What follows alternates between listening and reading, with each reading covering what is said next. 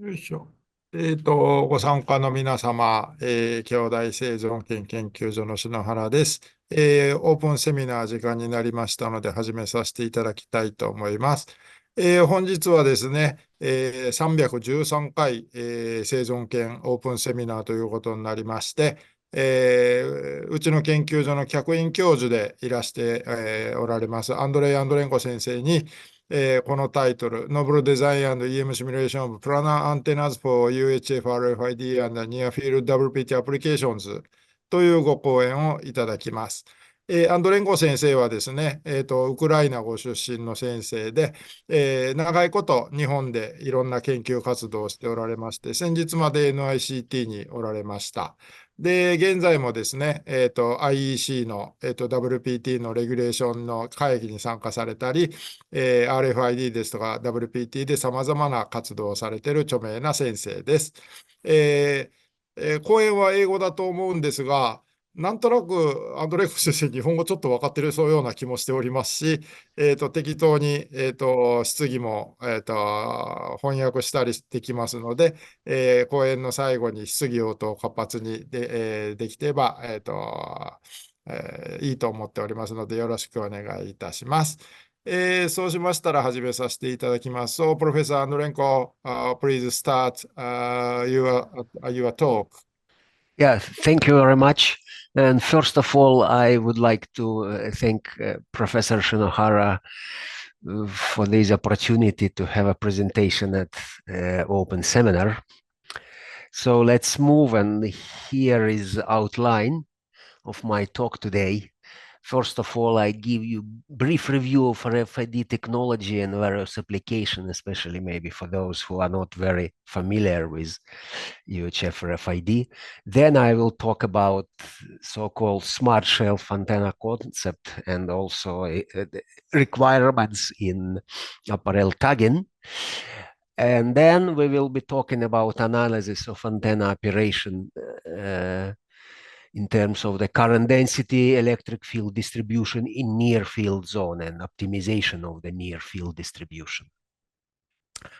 Then a few words about novel effect of simultaneously producing what I called quasi right-hand CP and left-hand circular polarization radiation at the same frequency in near field zones for the specific antenna design. And then last part would be about application of these antennas for radiative near field wireless power transfer systems and applications, followed by conclusions. Okay, so first of all, RFID means radio frequency identification, and this is a part of the so-called auto ID procedure. So we have barcode system of smart cards, biometric, fingerprint, and so on, voice identification. So RFID is part of this. And when we talk about market projections, so in these graphs, you can see that last few years, we have seen substantial increase of investment and the application of those systems, including all the elements, passive tags, active tags, readers, and also in many applications as shown on the left as well. And if you look at the total market by the territory globally, so it's evenly divided between East Asia, Europe, and North America. Basically, everywhere people are trying to utilize this technology. And especially for apparel, UHF tagging, this is probably the fastest growing application. And Japan is taking the lead, as here you could see this graph, evenly with US, but also in Europe, many countries also using this technology. And especially in Japan, for many years already, if you go to Uniqlo, for example, every time you buy something, UHF RFID is used with every item you buy. So what it is, generally, you can have this diagram as a main components of RFID system. We have antennas with a reader, which is a transmitter and receiver. And these antennas radiate the field within the read range, as shown here, that if those small tags, this is IC chip integrated with small antenna, within the shortened range, these tags will communicate with the reader. And those outside of this field will not be activated. So we call it read range as a very important parameter. And in terms of the physics, so what happens if that the reader antenna send both the clock and energy to the tag, and the transponder or tag uses this RF energy to charge up, and then it sends back the data, and the reader or interrogator receives this information, and then it's been processed, and you could see it on the IT layer like a computer or any other system.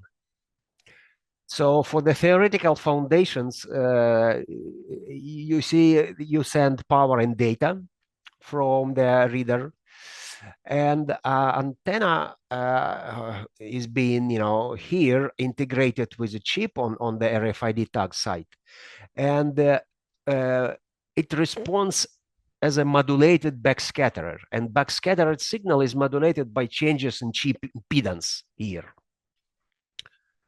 And the main principle of the RFID tag design is we need to provide a complex impedance conjugate for peak range and tag impedance match. So antenna impedance and the chip impedance satisfy this relationship. So then, as you could see, the impedance diagram and the read range. So the peak read range is reached at the frequency where we have this complex conjugate condition. So it's not the frequency of antenna self-resonance, but this is how UHF passive RFID works, okay? So then you may ask the question, why should we focus on antenna design, RFID technology and application? The answer is very simple, because it's an antenna that makes wireless technology wireless. So antenna gives you so much information about what's going on physically. RFID frequency bands, we have 4 bands, starting with LF, then HF, high frequency, then the most popular UHF or ultra high frequency, and 2.45 ISM band. And for the UHF band, the different frequencies are used in different countries. So in Japan, first we had 950 to 956 megahertz, and then it's been changed to 919, 920 megahertz band. And the global map of the UHF frequency looks like this. So basically we are half to half between these two groups of UHF frequency globally. So practical applications of RFID system are listed here. There are several of those. I'm sure you know some of them. Security, inventory, supply chain, automated mail delivery, authentication, counterfeit prevention, also retail apparel. And for instance, for the item tracking, the system works like this. You have those boxes or items tagged with these RFID tags, and RFID reader with the antenna communicate with those tags, and then information being sent to the controller system to process all the data. Similar for the item tagging applications. So the price of passive RFID tags is very important for the wide application and adoption of this technology. So recently the price dropped to the level of about 5 cents, like 6 yen or something like that, 7 yen per item for the tag. So now it's much cheaper, and that's why company finally started using this technology. And the read range versus cost shown in this graph. So for the passive UHF, we are here on the bottom, and read range typically limited to about 10 meters. So the other, if you go to active RFID, then you can extend the read range, but then the cost increases substantially. So then here is the picture what you have in every book on electromagnetics or antenna engineering. This is a classical near field, far field definition. Okay, so here is a boundary between far field and near field with a radius. So a few points should be made here. Is most of the communication antennas utilize the far field. So typically we are here when we talk about antenna and antenna parameters. And the polarization as one of the antenna parameters is defined in the far field zone for the electromagnetic play wavefront. And when you are near the antenna in the near field, polarization is not defined. Of course, this is a result of the solution of the Maxwell equation. Okay, we have all three components, and then yeah, we cannot talk about polarization generally. However, as in this study will be shown, we may have so-called quasi-circular polarization in the near field for the certain antenna design, and I will talk about it. So then, if we again go to the apparel tagging and UHF RFID technology applications here, so what it looks now is that, okay, we have all the items, for example, in the shop, everything is tagged, right? But the people with the handheld readers have to go around and check the inventory to communicate with these items from time to time. And then all the information about how much is sold and how many items remain here will be processed. And then when you buy it here on the register, yeah, it's automatically been processed. But the point is, we may have the concept of so-called smart shelf antenna. So we eliminate the people working here. If we introduce so-called smart shelf antennas here embedded into those shelves, so that everything that happens within this store will be processed automatically. So we have a shelves, and if we try to utilize the conventional high gain antenna, situation will look like this. We have strong electric field, and then weaker field, and even more, weaker field. So field is non-uniform as you go away from the conventional antenna. And very hard to have these, entire area where the items could be being, activated. So for the smart shelf, so if you imagine the antennas here, they are planar. Okay, the size is approximately the size of the shelf itself, which is basically custom made and could be longer or shorter. And also the height between neighboring shelves also could be different. So if we are able to produce uniform electric field within this volume, then whatever happens here and all the items which are generally oriented those tags in any directions parallel to the shelf, all of them will be activated by the reader. And the previous design utilizing simply the local inhomogeneity of microstrip line and read range and limited just to a few centimeters. So basically you have to place something on the antenna itself. Then it works. And if you go a little bit away, like a few centimeters up, then these antennas, do not work anymore. And another design issue for these systems is that in many applications, for example, in library application, although in the retails, we want to expand the so-called interrogation area. So make the volume where tags could be activated more than the length or the size of the antenna itself. And here, the problem of electromagnetic field optimization come into the play. So the question is how to produce and control volume electric field distribution with the required polarization in the near field now, not in the far field. So the reported design of similar near field antennas, shown here. And again, we have a limited range, limited to 10 centimeters or more, and also some specific orientation of the tags. So those tags could be activated by the reader antenna. And the design I'm going to present here is based on the initially straight electromagnetic coupled periodic strips placed over the open-ended microstrip line. So if you look at the current and voltage distribution of the microstrip line, from the open end, we have a cosine and sine variation of the current and voltage. And the points where current is maximum, voltage is 0.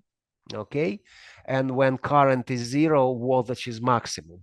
And if now we place over these straight microstrip line initially straight strips which are separated by small distance, for example 1 millimeter from the microstrip to those strips on top of the electric substrate, then you will see this current distribution. So there is a strong coupling between microstrip line and these periodic strips. And of course, according to this variation of the voltage as current, neighboring elements would be in opposite phase, neighboring elements of these periodic strips. And if now we remove those which corresponds to the minus phase and leave only those who are in phase. So we have now something like this, all strip currents are in phase. As a result, much more stronger near field will be produced in this case. So then we further improve intensity of the electric field in the near field by introducing this meander line instead of the straight segment. And in such a way, we have more elements excited in phase, placed in the shortened lengths of the antenna. So for the straight elements, mostly we will have polarization EY here, which is y-axis, parallel to these straight segments. However, if we just change the layout of those elements as shown in this picture, we have this, band of the elements. Still, we have strong current in this case, but we will have now generally two polarization in the near field, EX and EY. And we may control it by the change in the layout further. But importance of meander microstrip line shown in this picture. So if we have a straight microstrip for one component EY, which is in this direction, we have area where no field is produced or zero field area is produced. However, for the another polarization EX, we have a strong electric field. So this antenna may work as a sensing where we need to communicate only with sensors oriented in specific direction, like having the polarization diversity. But then if we have these, meander structure, both EX and EY components would be activated as shown in this picture. Strong electric field distribution for both of these components is produced. So then further optimization shown in this picture, like we have three elements for these, electromagnetically coupled strips. And generally we may have this varying angle being optimized again versus the strong electric field. So then we can balance EX and EY by these, three-part strip geometry. So total electric field instantaneous distribution shown here at 40 centimeters from antenna. And then, like if you look at this animation, you see that electric field vectors, they rotate, which is typical picture for the circular polarization.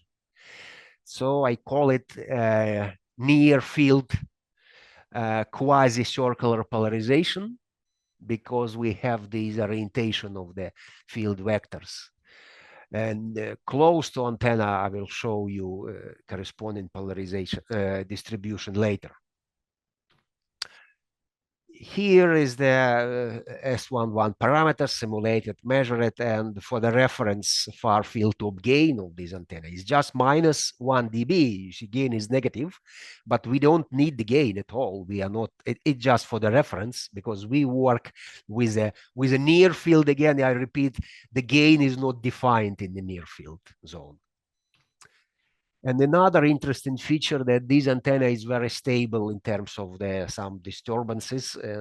For example, if you place flat metal reflector on a distance is just 10 millimeter from this antenna, you see that S11 parameters remains always the same. So impedance matching is maintained, and this kind of unique feature of this antenna. So yeah, we can measure the read range, and also it's pretty flat for this antenna. So tag activation power was minus 11 dBm. So this is a typical value for RFID chip. So now, if you look at this video, you see how it works. So antenna now is embedded into this white shelf, and those items are tagged. So these are RFID tags. And when person takes a couple of those, you see information in real time is updated on the PC screen.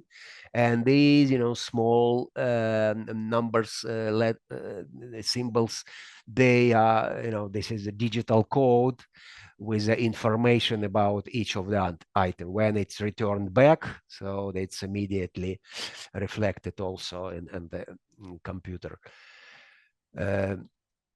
Yeah, if we need to expand the lens, we may go also for the, two elements, for example, embedded here, since RFID reader has at least, every standard RFID reader has at least, 4 ports working in the time domain switching. And a further modification of similar design may result in the antenna for the terminal when people process the items like checkout. Okay. So then the problem of a field calculation optimization goes like this. Our total electric field is a sum of the fields produced by these coupled dipoles or dipole elements, plus contribution from each of the meander element, as I already demonstrated. So the meander contribution is also very important for the total field distribution. So if now in near field zone we have this condition, so the Z component is much less than sum of these two, and if these two components are approximately the same in amplitude, and the phase are of these plus minus 90 degree difference, then we have a quasi CP field.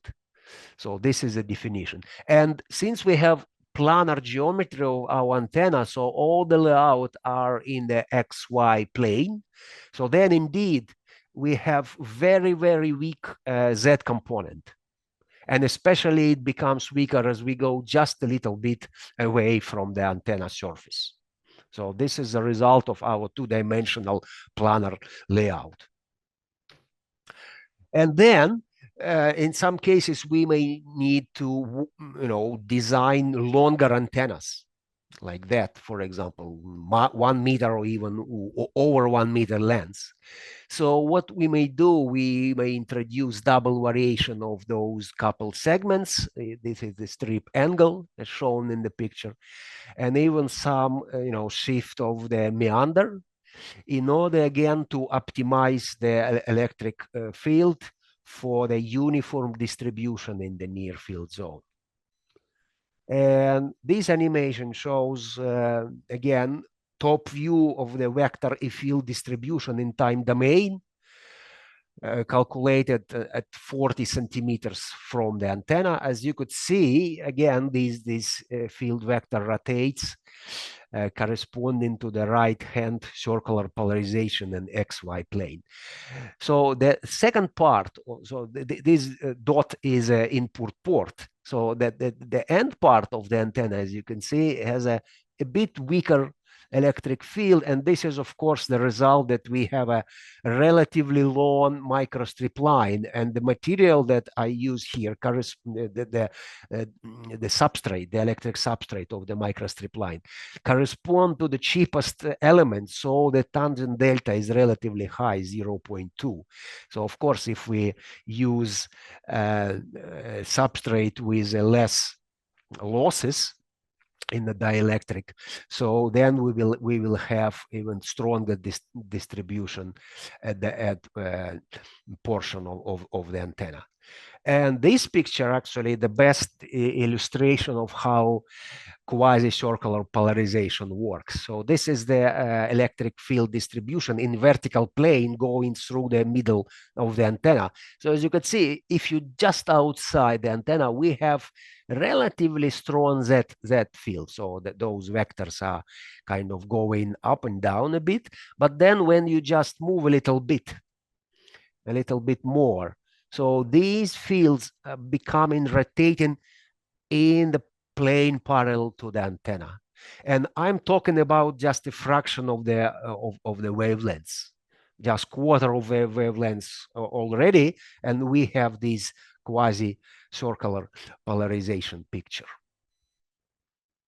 And even if you are in the plane which is going through the edge of the antenna, even there you have also rotation of the fields like a quasi-CP polarization.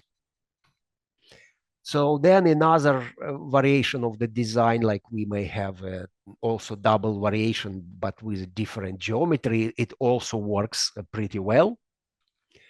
And then if we look at the absolute E-field distribution, again in the vertical plane, and we have some interrogation area. So area we need to place your RFID tags. So this animation shows you that this entire area, even more than that, is being covered with a strong. So max of the electric field here is 5 volt per meter. Entire area is strong. So whatever you place here, it will be activated and the information being sent back to the reader. So another design here is we may introduce non-uniform phase.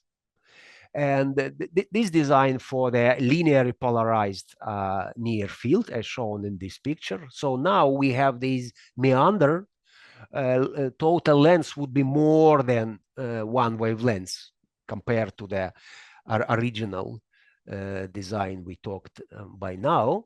So here is again for the reference far field gain pattern. We see that the beam is kind of tilted to some direction, and we have pretty wide band in input impedance performance of this antenna. So then if we look again in the near field, you see that the field goes just outside of the area of the antenna, just here for this example to the right as shown on this picture. And again, to better understand what's going on, we may use simplify analysis by uniform linear array theory. As you could see, the array factor of the linear array given by this formula, and the direction of the radiation maximum of the main beam is related to the phase shift between the elements, well-known formula. Again, so we have something like in this diagram. And for the shorter meander, we have beam going to the left. For the in-phase excitation, it's normal, it's broadband as what was before. And for the longer meander, it goes to the right, okay? So then, again, for the longer meander, antenna produces this field in time domain 0, 60 degree phase, 120. So it goes to the right, and when we introduce shorter meander, it produces the field going outside in the opposite direction to the left. Okay, and we may realize this design by this, simple 3-point RF switch or two pin diodes placed on this microstrip line meander. So we have all these, switches, and then controlling switch in operation, we may, produce electric field going as shown here, left or right. Okay. Yeah. So then a few words about,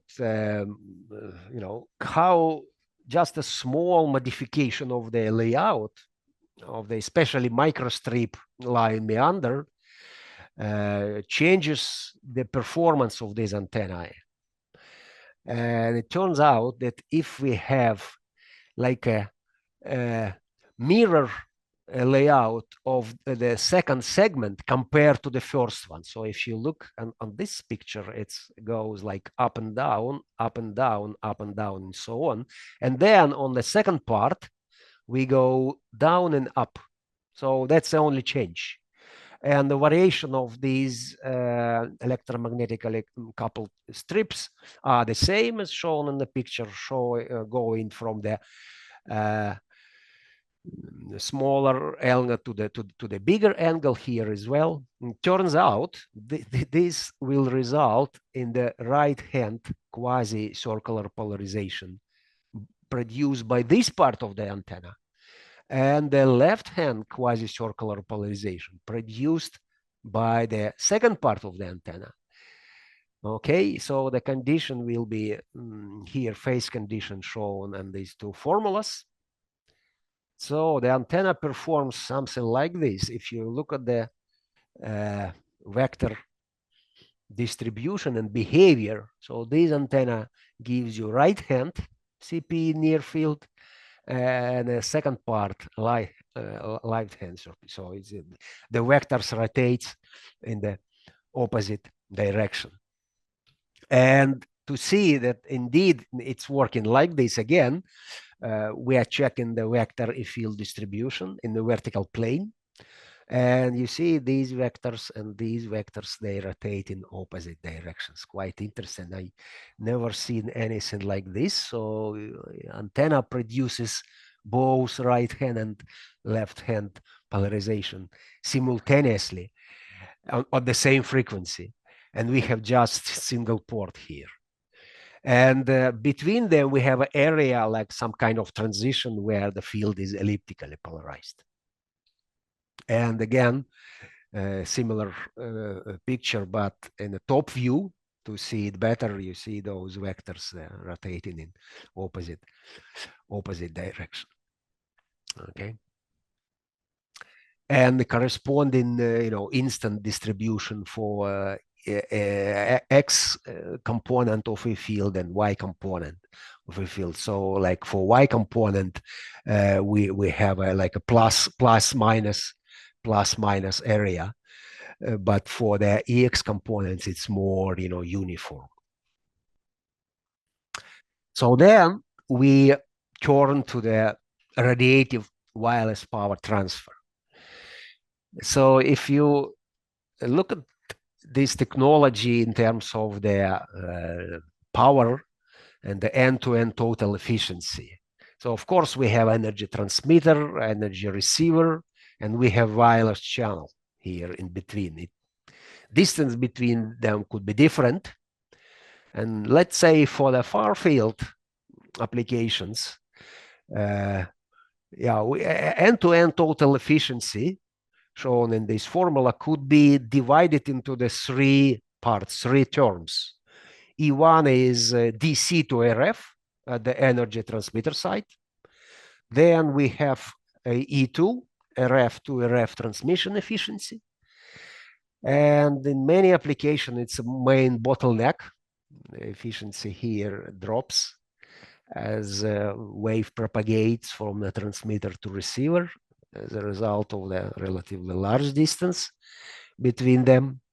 And if we are in a far field, your receiver, then this received power could be defined by well-known Frius transmission formula. But when you are energy receiver in the near field of the transmitter antenna, of course, Frius formula no longer works. And the short term, we have E3, which is RF to DC conversion efficiency and the energy receiver. So we need DC, of course, and then at the end. So when we look at the scenario of the conventional RF beam WPT in far field, the picture may look like this. We have, for example, transmitter working with several receivers, continuous wave, of course, single frequency. So then we may have a single receiver in the indoor application where we have these multi-reflections in addition to the main beam produced by the transmitter. Or we may have just a single user, single receiver, and the similar beam is also produced by the transmitter antenna. So in most of the cases, we have low RF to RF transmission efficiency. And the reason is physically the receiver intercepts small angle of RF beam. So much of the RF power goes away without actually delivering power to this single receiver. So what we may do with this, if we have now near field WPT antenna, similar to what I have presented, and we place multiple rectennas, or multiple receivers in the near field, okay? So in this case, we increase RF to RF transmission efficiency because now RF to RF efficiency is calculated by this formula. We have sum of the powers received by each of that rectenna, right? So again, in order to make this work, we need uniform E-field distribution within the near field volume. And in this case, we minimize so-called the RF energy pollution. So then the more we are able to place those rectenners, the more power we will get from the transmitter in the near field. So here is a simulation model that I calculated this scenario. Again, we have 1 meter antenna working with a 1 watt input at 990 megahertz. And I placed 10 dipoles, so as elements of the rectennas in the near field within this area shown in this picture. So they are arbitrarily oriented, but parallel to the surface of this antenna, but generally in any direction randomly. Okay, so and the result calculated RF to RF transmission efficiency for these 10 dipole type arbitrarily oriented receiving antenna was 40%. You may say, oh, 40% actually is not high enough, right? But as a side note, I placed here that we have a minus 3 dB polarization mismatch as a circular polarization to linear polarization loss. And minus 3 dB, it's actually a well-known result if you communicate between circular polarized antenna and linear polarized antenna, which what happens actually is UHF RFID. So minus 3 dB loss corresponds to the 50% efficiency loss. So then out of 100, we already lost 50, But then we just have a 10% loss of the RF to RF transmission efficiency for this scenario. So, and if we may have a situation when our wireless network sensors, which are charged by the WPT transmitter, if those are oriented in a certain direction, so they are still linearly polarized, but they are oriented in the same direction, then we may use linearly polarized in near field transmitting antenna, similar to the design I have presented. So then we eliminate this loss, of course, and calculated RF to RF transmission efficiency will be much higher in this case. But again, it's a matter of application scenario, I should say. So if you don't know the orientation of your antennas or your wireless sensors, so if they must be, randomly oriented, so then of course we need to use circular polarized in the near field transmitting antenna. We lose some efficiency, of course, but if we are sure that all the elements are parallel to each other and they are on certain direction, then transmitter efficiency will be much higher.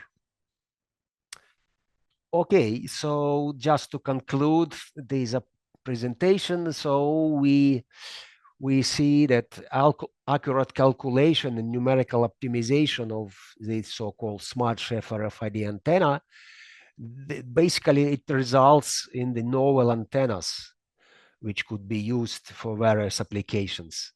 And some specific antenna design even produces both quasi right hand and quasi left hand in a near field. And then this application of quasi CP and linear polarized antenna in the near field could be quite useful for the radiative near field WPT system applications. Thank you very much for your attention.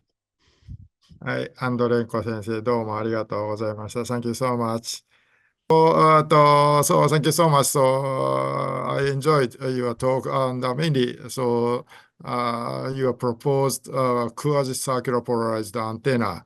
And during hearing, during your talk, I thought if we put a phase shifter between antennas, what we can control the beam pattern or not. But you show us the RF switch. In this case, we don't need any shifter, just a simple switch will work. Yeah, I know. Yes. So I have one question. So do you involve the loss factor in the RF switch in your simulation?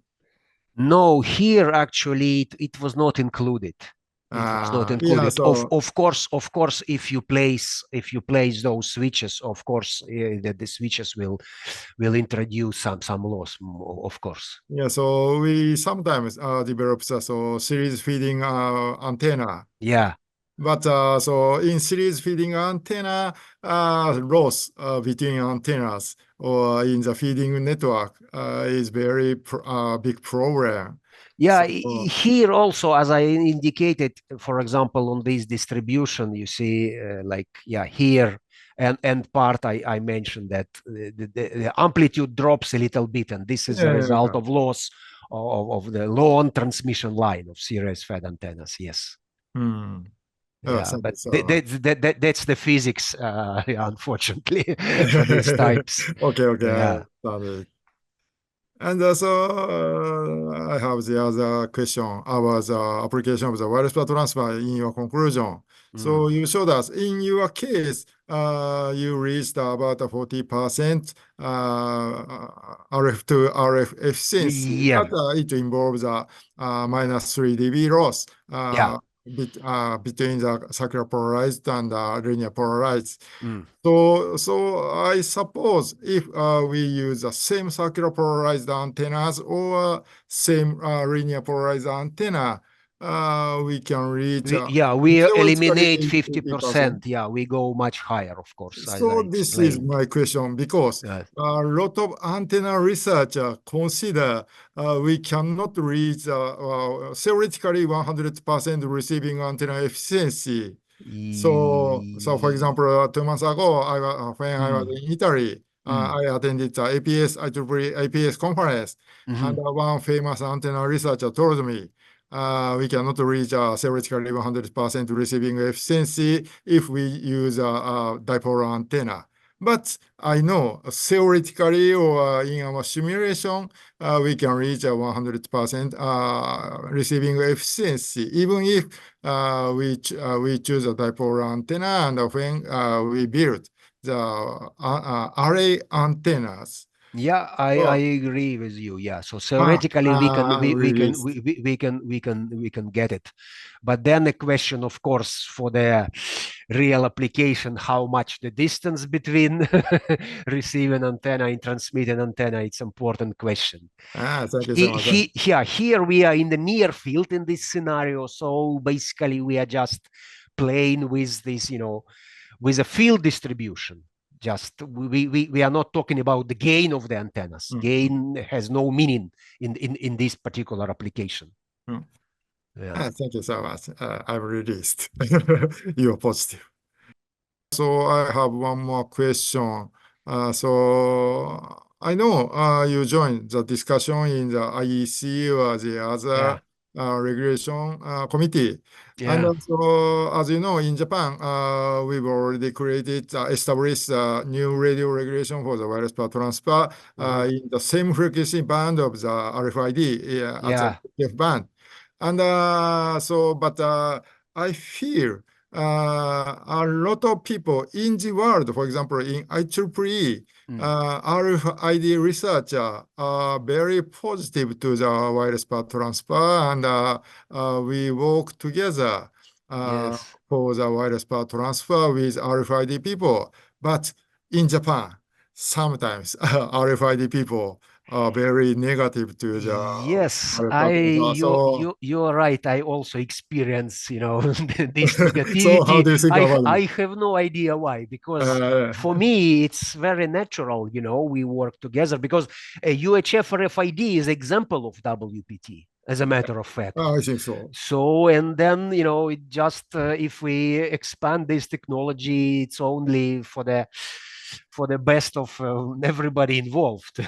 So, and I don't know what's the problem actually here. Yes. Thank you so much. Thank you for your comment.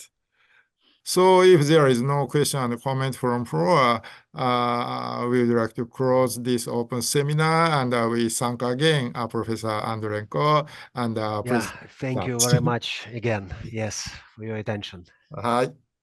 では、オープンセミナーを終わりにしたいと思います。どうもありがとうございました。